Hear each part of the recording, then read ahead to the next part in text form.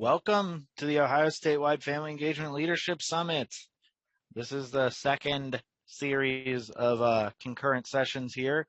My name's Tom Capretta, and I'm going to be helping moderate this session with Dr. Kenyana Walker. So if you need anything throughout this session, anything's not working for you all, please let me know as soon as possible, and we'll make sure to get that fixed to the best of our ability. You are in session number 15, Engaging Grandfamilies and Kinship Caregivers. So hopefully you're in the right place. To ensure that we get the most out of today, please keep your cameras and microphones off. We ask that if you have any questions, you throw them in the chat, and I will collect them and share them with the presenter at the appropriate time. But without further ado, I will pass it off to our presenter here, Angela Provenzano, who's going to talk to us about grandfamilies and kinship caregivers today. Welcome. Hello, everyone. Thank you for being here.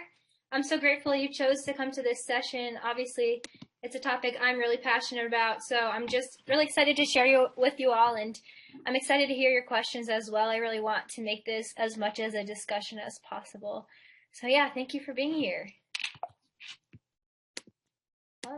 Okay, so as Tom said, that the name of my presentation is Grandfamilies in Schools, and I use the term kinship-informed care, which is kind of based off of the idea of trauma-informed care, but in awareness and empathy when interacting with kinship families within the school system. A little bit about me. You can kind of see my life in a few pictures. I'm currently a doctorate student at Ohio State University. I'm actually studying occupational therapy in a doctorate program.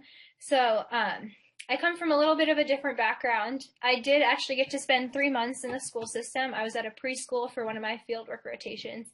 And I have to say, after that rotation, I have so much respect for everyone that works in the school system, especially teachers. And I just really love the collaboration that happens in the school system and how much educators want to support each child individually. So I'm excited to learn from you and your questions as well, because I just love the school system in general. And the reason I'm presenting about this topic is kind of the picture in the middle. So you can see my grandparents with my cousin. My cousin moved in with my grandparents when he was about 5 and lived with them till he was about 13. So my cousin's parents struggled with drug abuse, mental illness, and his dad is currently incarcerated too. So it was a difficult transition for my family, but since then my grandparents have provided the best environment for him and just love him so much and poured their lives into giving him a stable and loving family. So he actually lived with them till he was 13, and this was one of their proudest moments. He was salutatorian at his middle school graduation, which is just so cool. But actually around this time, you probably wouldn't tell from the picture, my grandmother had been diagnosed with lung cancer, and this was about a couple of months before she died. So it was really difficult seeing her deal with health issues and things that came along with age while she was still wanting to care for my cousin. And I was away at college this time. I actually studied educational psychology at Mississippi State, and my family's from Connecticut, so very far away from home. And I kind of wanted to help my family, but also bring about it in a different way since I wasn't home. So I joined the Grandfamilies lab at Mississippi State University and got to study the psychological outcomes of grandfamilies more on a systemic level. And this kind of opened my eyes to, okay, this is not just my grandparents. A lot of grandfamilies are going through different things, and my grandparents had financial support, which most grandfamilies don't. So even the struggles with that are different. So that's kind of how I got involved in the subject. And you can see the picture on the bottom right. After my grandmother passed away, my grandpa couldn't care for my cousin himself because he also had health issues. So my cousin moved in with my parents, I'm sorry. So you can see my parents on the right. And fun fact, I'm actually a triplet. I have 2 sisters. I normally get a pretty good reaction from that, so I wish I could see it. But my parents went from raising 3 girls from when we were babies to having a 12-year-old teenage boy move in, and he was going through a lot of things, just losing my grandma. So it's definitely been a transition for my family, and in trying to support grandfamilies, I keep my family in mind this whole time. And so when I got to Ohio State University, I wanted to continue my work with Grandfamilies, even though I was studying occupational therapy, kind of see how these realms can overlap. So I applied for the Albert Schweitzer Fellowship, which is a year small grant to start a community program to help a population in need. And I started the Kinship Caregiver Connect online support group. It wasn't originally going to be online, but I got the grant right after COVID had started. So I actually saw it as an opportunity, and it has been really successful because it takes away some barriers that in-person support groups might pose. So it's still going strong. It's a year and a half. It's past my fellowship time, but I couldn't stop doing it after meeting these Grandfamilies and also other kinship caregivers. And I did end up getting some funding for it to continue it, which is really exciting. So in the meetings, a lot of them are just informal, and then for some of them, we have speakers come in and talk about different topics. So we've had Dr. Boone and Dr. Walker come in multiple times and talk about navigating the school systems, because there's just so many things at play when talking about Grandfamilies and kinship families. Okay, so my first question is, when you hear the word grandparent, what comes to mind? And maybe you can even think of grandparent caregivers in context of the school system. So my social experiment was to type in grandparent in clip art and see what shows up, because I feel like that might reflect our society in some way. And these are the first three pictures. So we see a happy couple with canes. They're looking to spoiling their grandchildren, probably retired. Most of the pictures depicted white grandparents as well, which obviously is not the accurate representation, but this might be what pops in your head when you think of grandparents, and this is what popped into mine too. But it's really important to realize that this is not always the reality of grandparents, and they come in all. Grandfamilies look different in every situation, so it's important just to get to know them and maybe rethink any bias you might have when you hear the word grandparent, because they are just as able and willing as other parents. So with permission, these are some pictures of my caregivers in my support group, and also my grandma and my cousin. So this just goes to show how grandfamilies look different. And in my support group, there's such a range of ages. We have grandparent caregivers that are like late 30s up to mid 70s. So it's just such a range, and it's not always an older grandma. A majority of them are still working. And also grandparent caregivers, especially grandmothers, are more likely to be single mothers compared to the normal population. So a lot of them are unmarried and doing this on their own. Most families are disproportionately Black and African American as well, have lower education, and have higher rates of poverty. So there's a lot of systemic issues that come into play when you think about grandfamilies on a bigger level. So yeah, I love them. So I know I threw around the term kinship caregiver a couple of times. I wanted to formally define it here. So kinship caregiver are relatives who are not the biological parent that are the primary caregivers of a child. We have grandparents, which are the most common, great-grandparents as well, aunts and uncles, as my parents are caring for my cousin. Cousins, we have family friend, which can be called fictive kin, and we do have siblings as well, which I don't know as much about, but I know that is another arrangement. When talking about care, it's talked about differently in different systems, but it can be broken down into formal and informal care, which is also defined differently depending where you look.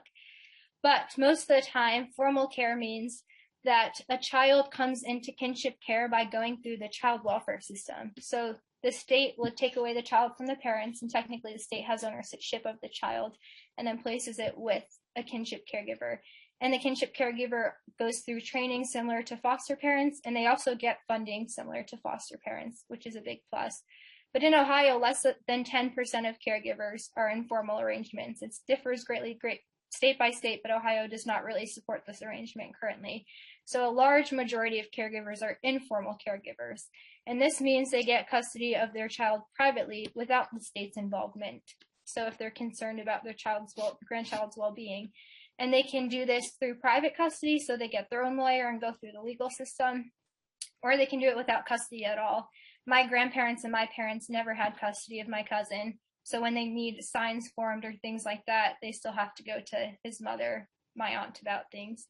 And then it's also important to know that there is a grandparent power of attorney in Ohio, and this means that grandparents can enroll their children in school without having legal custody or guardianship. So there might be grandfamilies in the school who don't have legal custody. So it's just important to keep this in mind. Even though legal stuff is not fun, it is a big part of grandfamilies and also how they get funding, because informal arrangements get much less funding than formal arrangements. Most common reasons for becoming a kinship caregiver. With this, my main point is when kinship caregiving arrangement happens, it's not because something happy happens normally, it's because something went wrong. And this is important to realize the roots of kinship caregiving. A lot of times, the biological parents are not fit to care for the child due to mental illness and substance abuse disorder, which are the two big ones. We also have our incarceration, death, and financial hardship. But when thinking about especially substance abuse and mental illness, these are often lifelong struggles for the child's biological parents or anyone in general. They often don't go away overnight.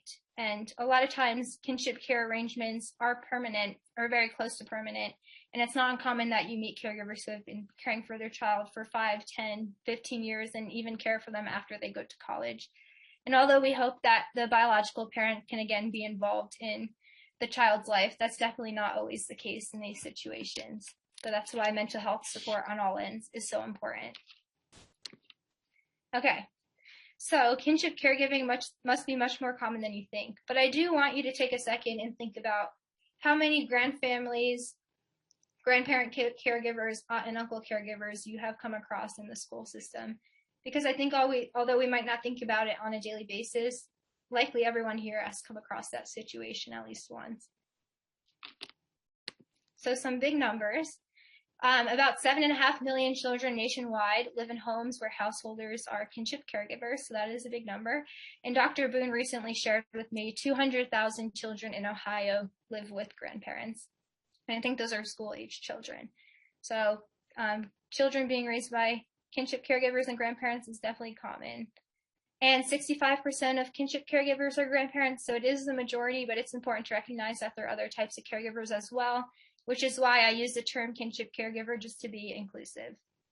So this statistic is really interesting.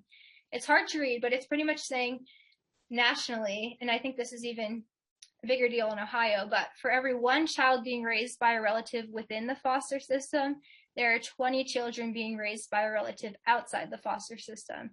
So these grandparents are taking their children to keep them out of the foster system a lot of times, or they don't even have the opportunity to get formal custody. But they're saving the child welfare system a lot of money. And this is a problem because it also means they're widely undersupported when they're just kind of taking a child into their life and taking over. So, like I said, there's a lot of system factors at play, unfortunately, when thinking of grandfamilies. Okay, so this slide is called The Layers That Come with Kinship Families. And I call it layers because it's all happening at once. It's not like a pie chart where we can separate everything into a certain period of time and make it pretty. Like, it's literally happening all at once, which is why grandfamilies can be overwhelmed and stressed and just have a lot to deal with. And often school might be the last thing on their mind. So the children's parents, as I mentioned, often struggle with mental illness and drug abuse. And there's often a strained relationship between the caregiver and the child's biological child, which is also often the child of the grandmother or the grandfather. So this strain can be difficult, and sometimes there's not even any contact with the biological parent. So when we bring that parent up, it can be definitely a sensitive topic, especially if the caregiver has seen the biological parent hurt the grandchild in their care or neglect them. And most cases are neglect cases. Sometimes there are abuse cases as well. So it's a sudden life transition or role change. As I said, I come from an occupational therapy background. We talk a lot about this in theory, stepping into a new role, how your daily occupations change, all of that. So that's my one plug here. But we think about when a family is expecting a child, everyone says, like, your life is about to change. Hopefully they say for the better, but you have 9 months to prepare and get your life in order and kind of know what to expect and what's coming. Oftentimes with kinship caregivers, this happens overnight. They get a call from CPS saying you have to come pick your children up or they're going to get put in foster care tomorrow. Or they see how bad it is with the biological parent and they're like, all right, I'm coming to get them. That's it. And you don't have that time to prepare. So imagine going from having no one dependent on you to this child dependent on you. Many of them work, and I've heard kinship caregivers having to go into retirement because they couldn't afford the cost of childcare with what they were making working. So then their whole identity becomes a caregiver. So this is a really big one that I think isn't talked about enough, because it's not an easy thing to care for a child, I'm sure, as many of you know. So I'll say this many times throughout the presentation, but something that comes up is the child in their care has likely experienced trauma. And I do have a video I'm going to show of a caregiver who kind of explains how she came into this role. But it's just really important to understand this when working with the kids and use, as I said, a trauma-informed care lens. And it's also often difficult for the grandparents because they might have more behavioral issues, more learning problems. And in literature, they have higher rates of ADHD as well, or have a higher have a higher probability of caring for a child with a disability. So this can be a challenge for caregivers who don't have the resources or knowledge to support this. Custody and other legal decisions. I don't know much about the legal system. I don't care to know much. I have lawyers come in all the time to talk to my support group, so I don't have to get into that. But sometimes custody can take up to a year, and it's expensive, and just another time-consuming, stressful, hard system to navigate. Lack of respite care is huge, especially during COVID. I mean, these caregivers, especially older grandparent caregivers, are afraid of getting COVID, and they don't want to let in other people into their household or send their child to daycare. So especially right now, it's tough. But in general, they also don't have peers their age where they can arrange play dates, because a lot of them are retired and have grandkids. So finding respite care is harder for caregivers and also expensive, and a lot of times they can't afford that. Decreased caregiver physical health and psychological health is just something stated widely in literature. I do like to take a strength-based approach, and I mean, caregivers are so resilient and so joyful, but it is important to recognize that they have struggles, especially with aging. It was so hard to watch my grandma continue to care for my cousin when it was getting harder and harder for her physically.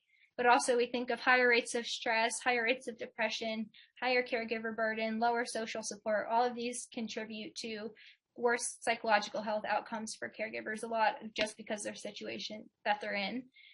Lack of financial and legal support, I did talk about this some, but I just want to give an example. So I actually had a support group meeting last night and asked, like, how much do you make for being a caregiver for the informal caregivers, because all of them are outside of the system. And there's one grant you can receive called Child Only TANF. I don't know if you've heard of it, but she said she receives $517 for caring for 3 kids each month. And I'm sure many of you have kids or know how expensive things are. Like, there's no way $517 can cover all of the needs of these kids. So that's just a big stress for grandparent caregivers, and it really is hard to find financial support out there. Feelings of isolation. As one caregiver said last night, when she goes to a soccer game, she can have conversations and be nice to people around her, but she knows she doesn't fit in. She never will, to just being like a mid-30s soccer mom. So especially in the school system, they can feel isolated from other parents.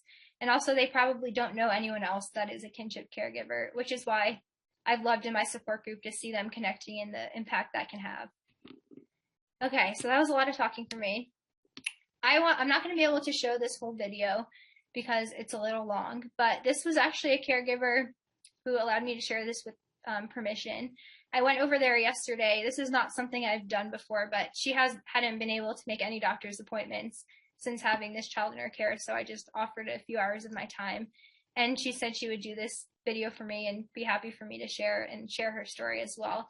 So this is kind of just insight beyond me talking, because I think seeing it for yourself speaks a lot. So kind of think about that depiction I just showed you as you listen to her story. And just look at how much she loves her grandkid, because it's so precious. She's so sweet. How are you related to Mercy? Mercy is number 8 grandbaby. Wow. Number 8. So how did Mercy come to live with you? Oh, that's such a long story. When the COVID season had hit, I didn't know that my daughter was pregnant. So I left Columbus in March, and I got a phone call And it was my daughter, and she said, Mom, I'm having a baby, and I didn't believe her. And she said, I said, send me pictures of your stomach. So she sent the pictures, and she was pregnant. She went in October and had the baby, and out came Mercy Dior, and it was great at first.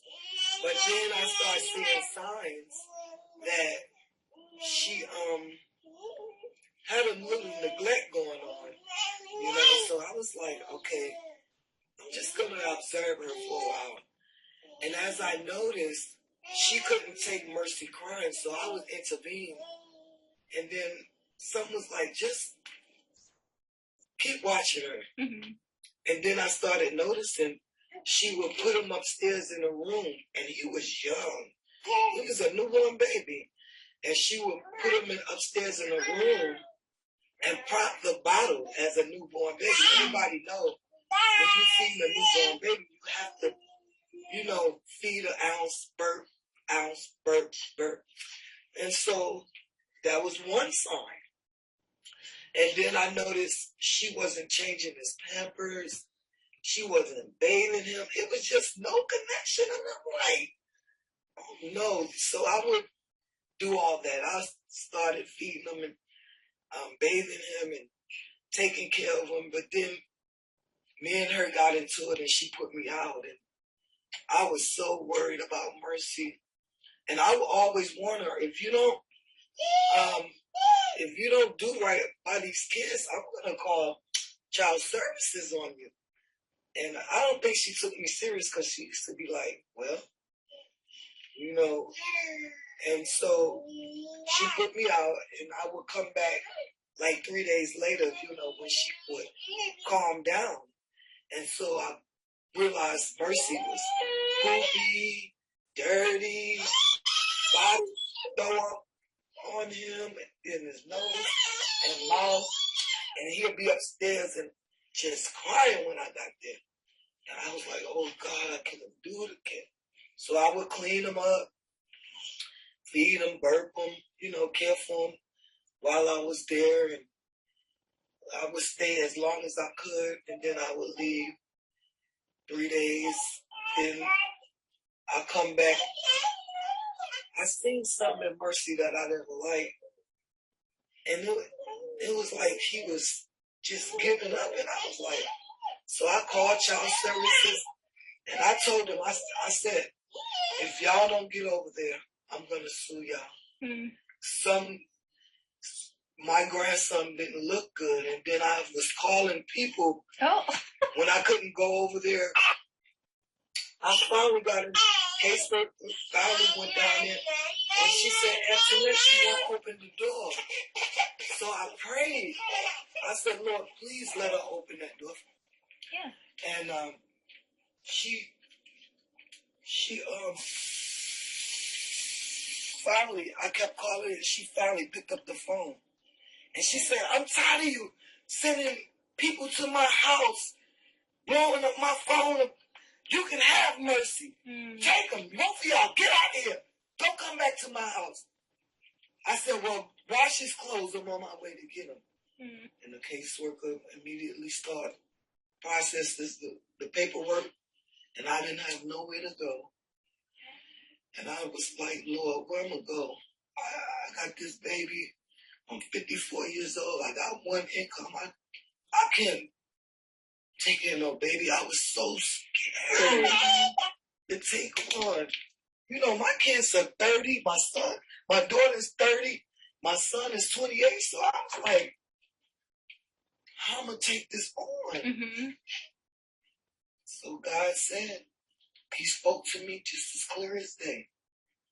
Mercy is a blessing to you, as you is a blessing to him. And I cried. I was like, wow. So that let me know that I could trust God. I'm going to stop it here and skip forward a little bit. But she does talk about she didn't have any place to live because she was living with her other daughter, helping to care for her child. So after she got Mercy, she didn't have anywhere to live by herself. So she talks about how difficult it was to find housing on a low income and all of that. So like I said, we do have a lot of different systems at play.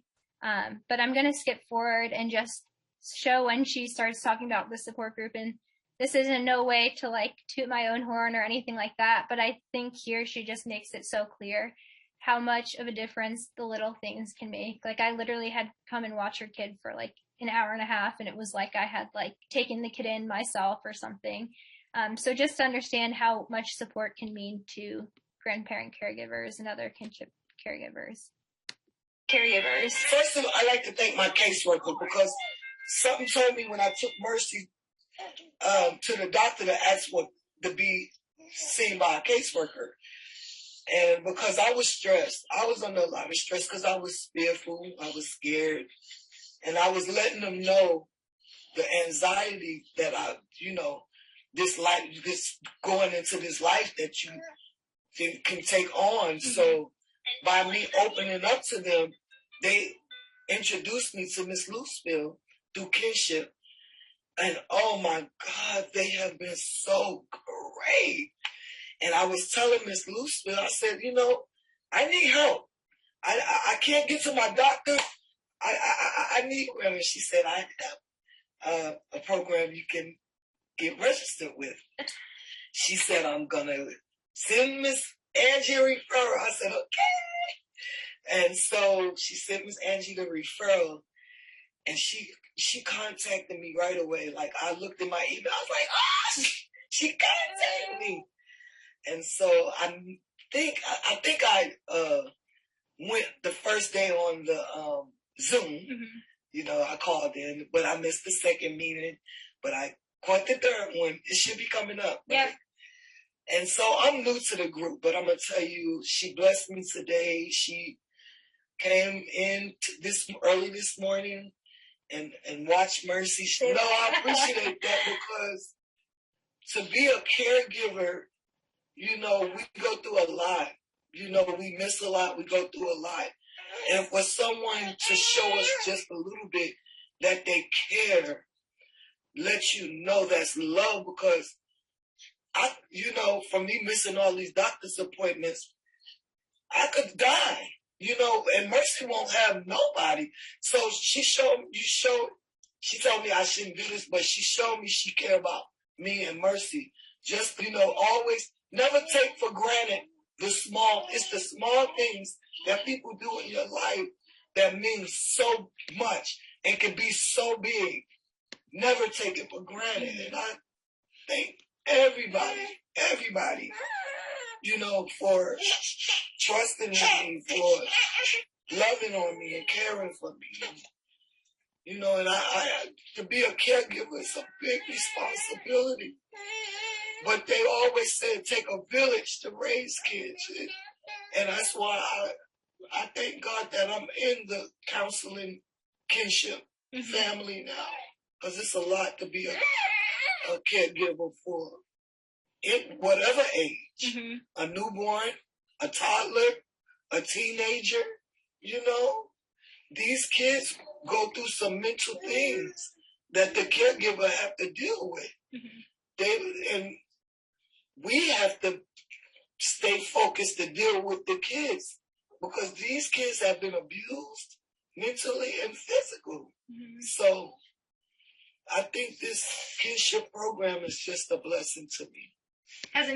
All right, I'm going to stop there. I love her, though. She was so great, and I was so grateful that she was wanting to share her story. And she said, any way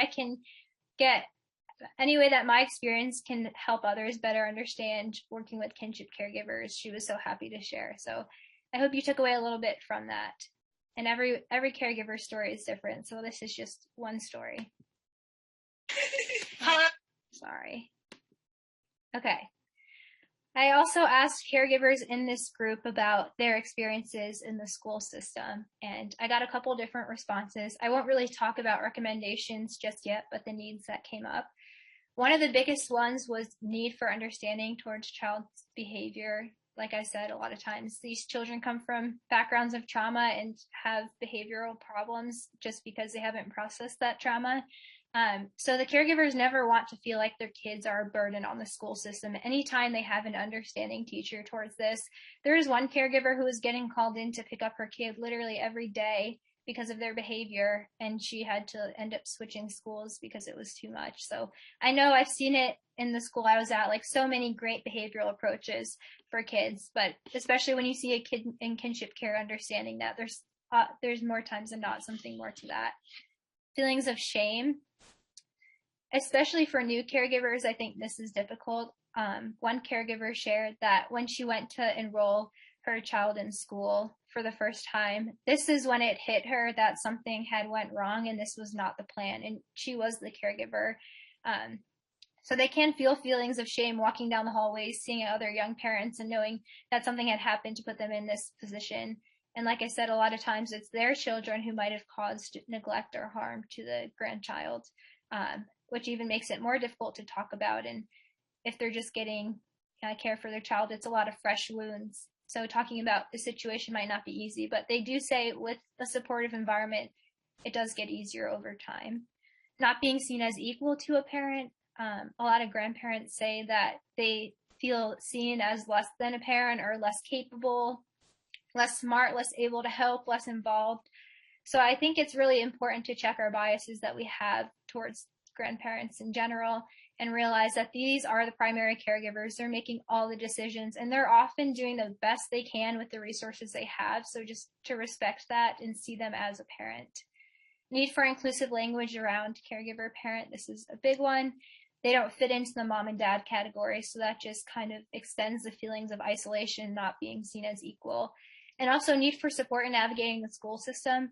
When we think about caregivers, they have so many systems going on at once, right? They have the legal system here, trying to get public support here, financial support, the child welfare system, they have the school system. So it's just one aspect of the stresses they have if they have to navigate something, because information can be hard to find across all systems. And a lot of the times the school is a safe place for the child to go to during the day. So if they seem withdrawn from the school, understanding that they might need someone to reach out first or help navigating these systems before they can do it all on their own. Okay, what research says.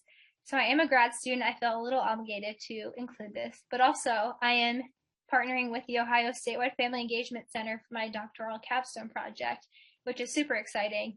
And I just did, it's called like a rapid scoping review. So nothing super, super scientific, but kind of just saw what was out there in the literature.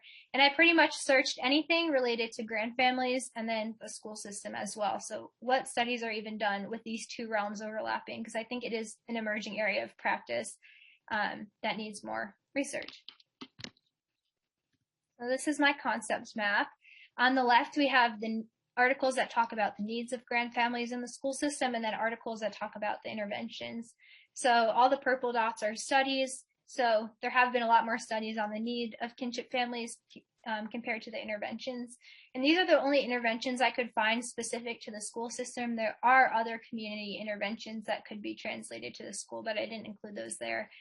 But we have a college prep course for grandparents and grandchildren. And I know my family could use this now. I just got off a call with my dad about ACT resumes, all this stuff that I had even forgotten about. We have an interdisciplinary approach, which brought in like health professionals to do mindfulness training with grandparents, health-based training. I think they also had some parenting skills. And I think they did like an academic like math review as well. So grandparents could be refreshed on their math. So it was a bunch of different things. There was an information-only intervention where it was just a flyer for grandparents and professionals trying to raise awareness about the things grandparents go through and how they can be supported. An in-home training, which could be kind of comparable to early intervention. And there was one, it was only a thesis. It wasn't like a peer-reviewed article, but it talked about training for professionals in the school system. So kind of what I'm doing now, just raising awareness about this issue and kind of what's underneath the surface when you hear of grandfamilies. So hopefully there'll be a little bit more dots in that area by the time I graduate. So the overarching needs identified in research, I kind of broke it up into caregivers' perspective and professionals' perspective. So caregivers often show concern over their children exhibiting learning problems, behavioral problems, and low self-esteem. So this also came out in my support group as well. And also challenges with raising a child with a disability. They need help navigating supports and just guidance with caring for this child, especially if they have higher behavioral needs. Also, as I said, they have a higher diagnosis of ADHD and learning disabilities. So a lot of them struggle in schools, and grandparents just aren't sure how to best support this sometimes. So this last bullet is probably my favorite, and it talks about factors influencing grandparent engagement in the school system. So if you think about a grandparent not showing up to a meeting or not following through with whatever assignments are sent home, something like that, I think you have to think about why. And is it because they didn't care, or is there other factors in play? And here, grandparents report that attitude and support of the school personnel, grandparent health, and transportation all influence their engagement in the school system. So sometimes they might just not even have the access to transportation to get to the school, or they might be having a bad day health-wise, or be disabled in some way and not able to get to the school. But also, if they don't feel like they're supported by the school system, they might feel intimidated engaging further in the school because they have a lot of intimidating systems at play. So these are just things to think about when trying to engage grandparents in the school system. From the professional level, professionals reported a lack of adequate knowledge about grandfamilies and strategies for engaging grandparents, something I'm not super surprised about. And if you haven't heard much about grandfamilies, like, I wouldn't be surprised about that either, which is why I'm happy to give this presentation. So I think increasing any knowledge or training working with kinship families can hopefully raise awareness and be helpful. Teachers showed concerns over students' social, emotional, academic needs, so here it comes up again. They also show concern over grandparent well-being, grandparent involvement, and parenting style. And actually, when I was reading this article, it seemed like teachers, some of them might have had like a negative bias or view of grandparent caregivers, but as I said, they're often doing the best with what they have. So it's really important to realize that, and that they're saving them from a very potentially dangerous or terrible situation, these kids. So like I said, it's important to continue to check our biases. Grandchildren report that they believe teachers view their academic performance more negatively when compared to children living with birth parents. So it kind of goes along the same lines here, and these were middle school children. Okay, you're getting there. I really like this study. It was conducted in the UK, so they used some different language around professionals, but it pretty much surveyed social workers and educational psychologists, and then surveyed kinship caregivers and compared their responses. So you can kind of see the discrepancies on different topics and also what is in common. So they asked grandparent caregivers, what are you most concerned about with your school-age children? And grandparent caregivers reported they need love, patience, care, and understanding about their issues. So that's the idea of trauma-informed care, kinship-informed care. Emotional behavioral issues, they're concerned about lack of support and that they are forgotten about. If you look to the left on the social workers and educational psychologists report, they were more concerned about the availability of support and identity issues regarding sense of belonging, divided loyalty between carers. This didn't even come up on the kinship caregivers report. They just want their child to be fully supported, accepted. So it's important when working with caregivers to ask what their needs are, because we might not always know best if we haven't experienced it, and it can change from family to family. And then if you go to the caregivers on the right, we see that both the educational professionals and the caregivers report the lack of support as the biggest issue for kinship caregivers. Support, financial support, and other types of support. So it's something that just comes up so much because it's so prevalent, and it made up almost 100% of caregivers' concerns. So as I said, something to keep in mind in all the systems at play here. Takeaways for supporting kinship caregivers. So hopefully you take away something from this presentation, not just who kinship caregivers are, but how we can better interact with them in the school system. And I think you saw in the video, having one person reach out and form a foundation of trust makes such a difference, especially when they feel like they have no one to go to. And we have such an opportunity with parent-teacher conference, which we can also call family-teacher conference if we want to be more inclusive.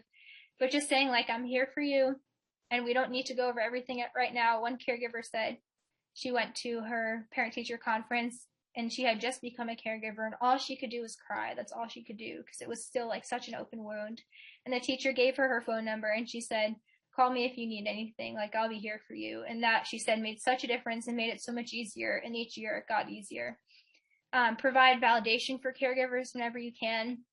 As I said, they don't get this enough, and often it is very, very exhausting to care for children with different higher needs and also work and try to deal with custody and all of that. So anytime we can give them validation, like what you're doing is so good and so helpful for this child is just really great.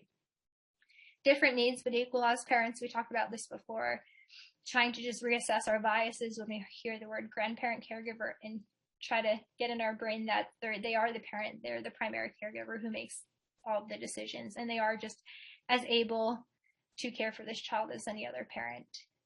Become familiar with resources that could benefit caregivers. This is also a big one.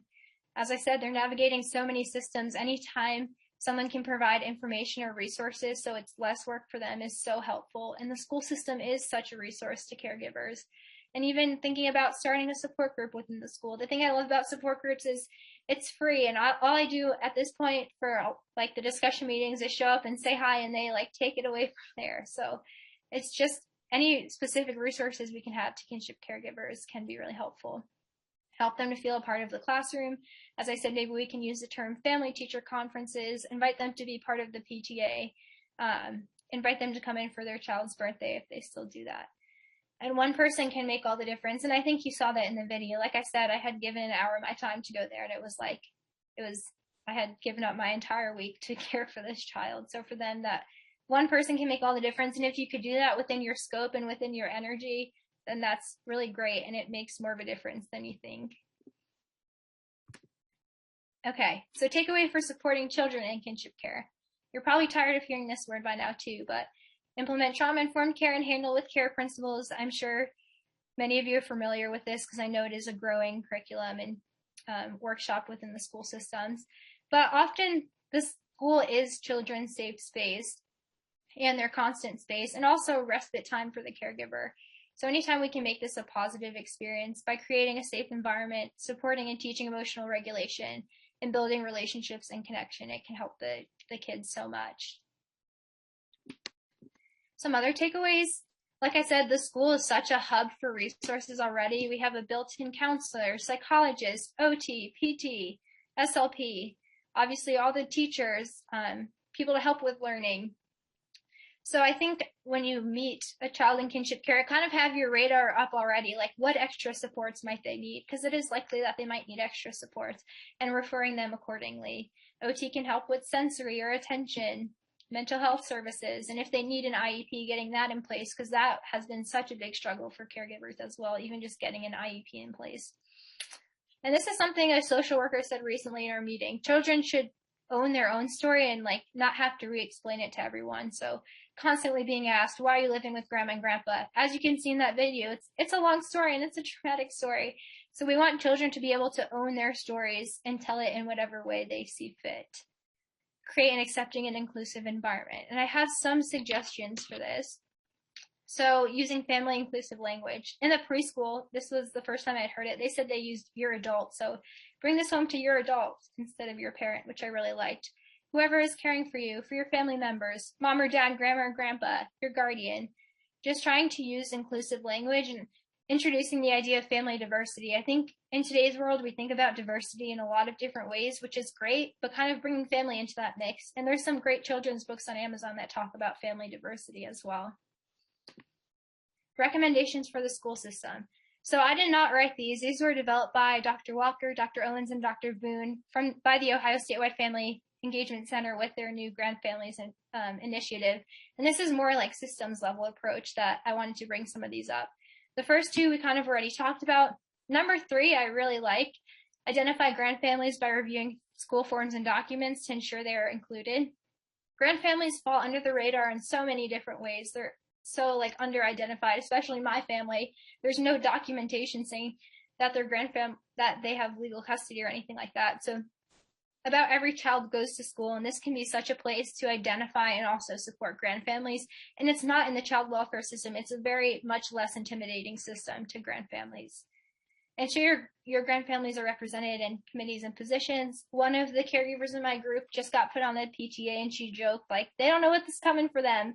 She's so excited to be able to advocate from her standpoint and also support other grandfamilies in the schools.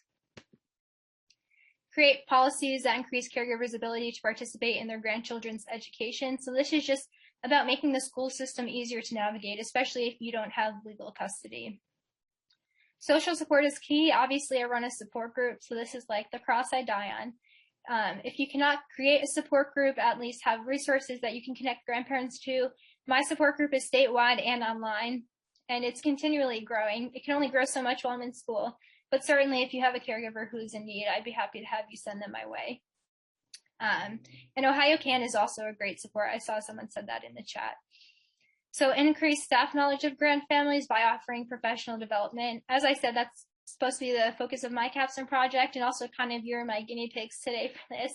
But hopefully you learn a little bit just about interacting with Grandfamilies and trying to implement this awareness and knowledge in your schools as well. Understand the needs of Grandfamilies with a survey. So like I said, every family is different.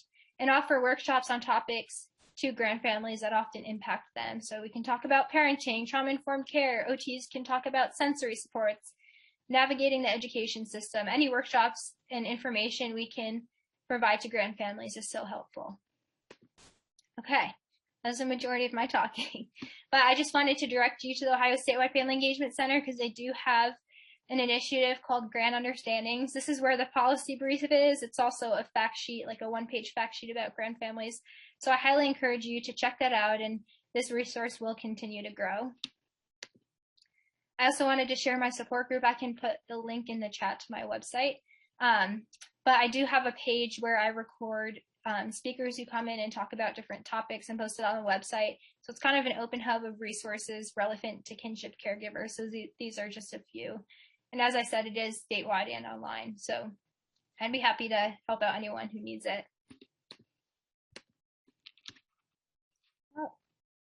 Okay, last slide. We're all in this together.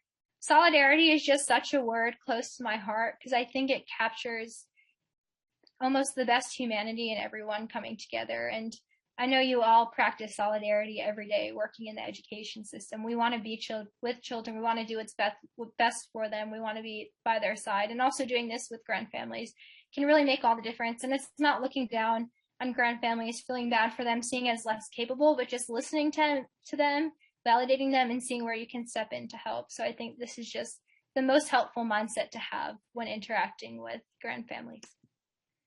These are my lovely citations. And that's the end of my presentation. Thank you so much for listening. I haven't gone to look at the chat yet, but I'm happy to take any questions that we have and answer them to the best of my ability. Hi, Angela. One question that came in that I was wondering if you could clarify really quick was about, are there any geographical limitations to your support group? It's just limited to the state of Ohio. I have made exceptions here and there, but as it is growing more, I kind of have to set those state limitations. But right now it's open to anyone in the state.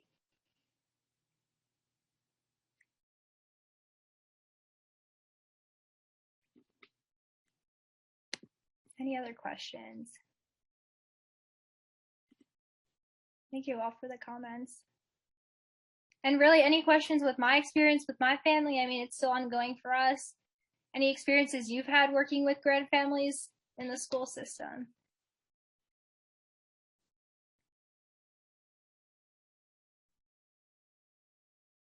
Go for the comments.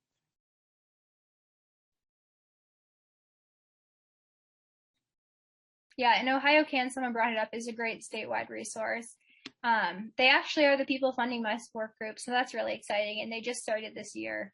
But they kind of help navigate different systems throughout the state, and navigating systems is often the hardest part of this in some ways. So that's definitely something to keep in your mind. Thank you everyone for the comments. Obviously, this is something I'm very passionate about and can talk about all day, and just really excited to keep learning about.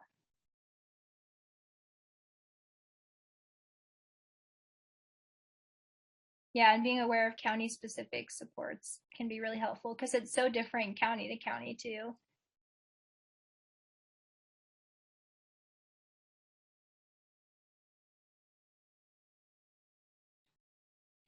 Anything else? Oh, my email address. Okay. I will put it in the chat. I have like 10 of these being in grad school. But This is my school email address. Yeah, really, feel free to reach out to me if you have any questions. If you want to send anyone to my support group, you can give them my email address as well.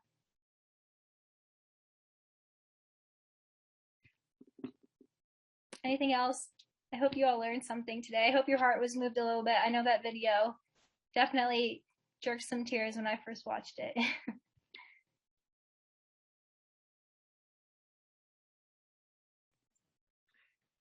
Yeah, I would also say your presentation really called back to the superintendent's message this morning for me a little bit, where he, challenged some of us here today to make some connections, take the next step from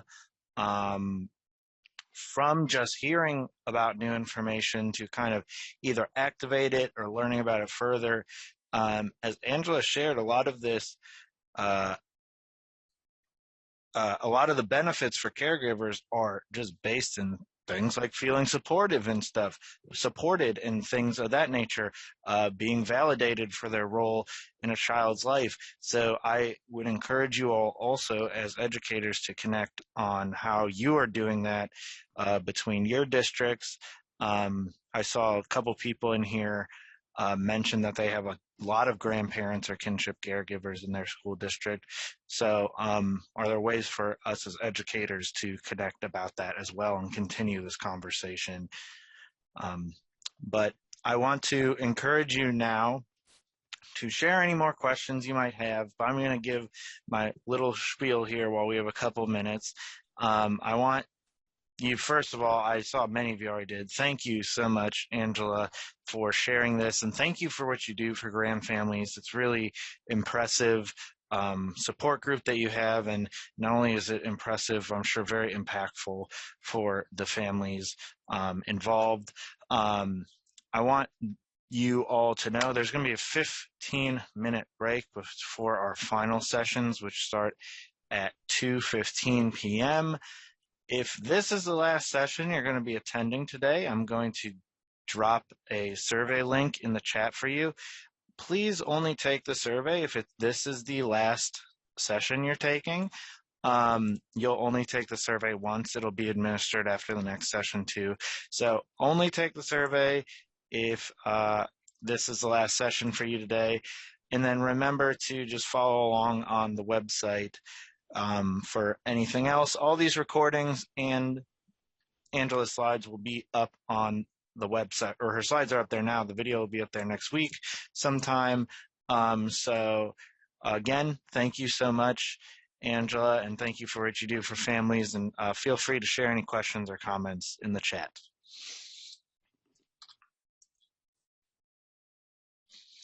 Yeah, it is such my pleasure, and I appreciate you even coming here to learn about it, because it is somewhat of a taboo topic, so this was just a great opportunity for me, and I really appreciate you having all here. And really, if you can, please take this into your school community and spread it as far as you can, because it's such an uprising, just common family dynamic.